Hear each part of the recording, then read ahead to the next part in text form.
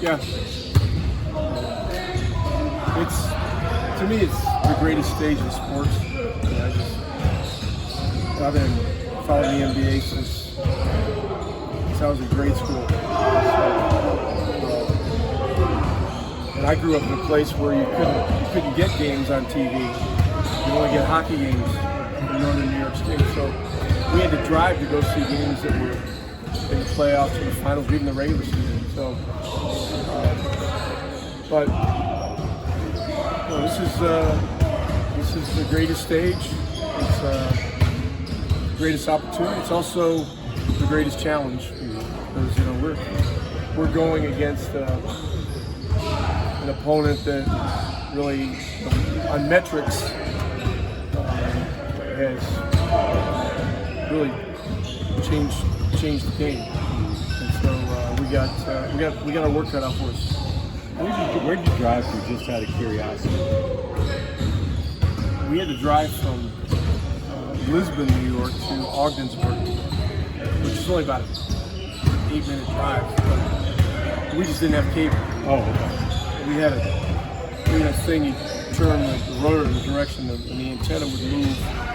And you would go towards Kingston, Ontario, or Watertown, New York. And back in those days, we only got the CBS affiliate, and they didn't have the NBA back in those early years. So, it was. We got Hockey Night in Canada. It's important. And I was a big Canadians and Maple Leafs fan. You mentioned the Thunder, obviously. When you played them the last time, you said that's the best team on the planet right now. I mean, just what's, you talk about just them changing the game and just the depth that they have and the way they play defense, just what makes them as good as they are. Well, really both sides of the ball. Their depth of great defenders is staggering, really. And you talk about, Shea's a great scorer, but he's also a great defender too. You got Jalen Williams from Santa Clara. You got Dort. You got Caruso, and a bunch of other guys that people don't talk about that can really defend too. Wiggins, Kendrick Williams, Casey Walls, all these guys are just great competitors. So, and then they've got the rim protection to go along with it. So it's it'll be a daunting challenge, but a great one. I need to just rattle off a bunch of the individuals. What do they do at a team level that makes their defense so good every day? Well, they have great coaching. That's obvious. Mark Dagnall is a guy that I've just had so much respect for over the last 5 years. Not just because of what they did last year and this year, but just how he's developed that roster and how they've developed their organizational philosophy. It's been a master class, So their schemes are super solid, and they've got change-ups that they throw at you, with trapping and zone and all kinds of things, cross-matching. You name it. And so it's going to present some different challenges than we've seen. Rick, how have you seen Tyrese embrace pressure? When he first got here, he was saying, "You guys took a chance on me." He wanted to deliver for this franchise. Obviously, more work to be done, but just seeing him navigate that over the last few years. He came into this really leaning into the opportunity. New start. I'm all in from day one. I'm going full bore. I want to learn. Coach me hard. I know there's going to be ups and downs. I'm gonna navigate it. He's a guy that you can always talk to about the hard times and the good times. And so there's just been so much over the last 2 years in particular. And if you look back to the year previous to the last two, we were 5 games over 500 in January when we stepped onto the court in New York to play the Knicks.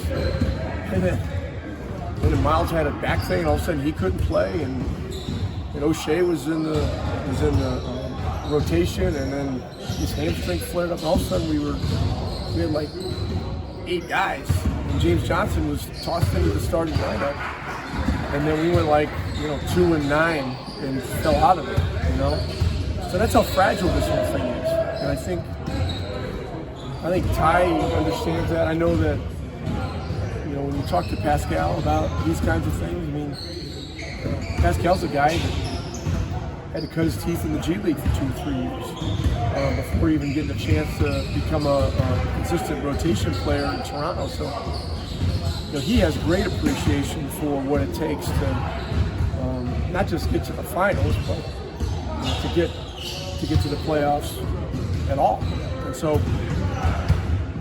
we're young, they're younger, but both teams are relatively young, and I hope the world watching is enthusiastic about the way these two franchises play. Because they both play a style that is so pure from a basketball standpoint. You talked just there about Ty embracing the opportunity and Pascal going through what he went through. It's like almost everybody on this team has gone through something, basically, that led them to kind of embrace this opportunity more. Aaron being in Boston, Andrew being a second-round pick, stuff like that.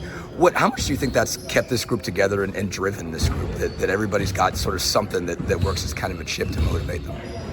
Well, we've all been doubted at some point in time in our lives, and you got to look in the mirror and you got to face the doubts, and you decide how you're gonna go forward. Are you gonna fight through and find a way, or are you gonna find an excuse? So our team is a bunch of guys that have found a way, in many different kinds of situations. There are a lot of stories about people from different backgrounds. You talk about what Ben Mathurin went through growing up, and Miles has had a real interesting background. TJ McConnell, our group has got a lot of great stories, as does theirs. So, listen, we had Alex Caruso in a free agent camp in Dallas in 2015. Right. And passed on bringing him to summer league. Right. They've got great stories too. Right. And so I think it helps make this a compelling matchup. We know what we're up against in terms of what the expectation is as to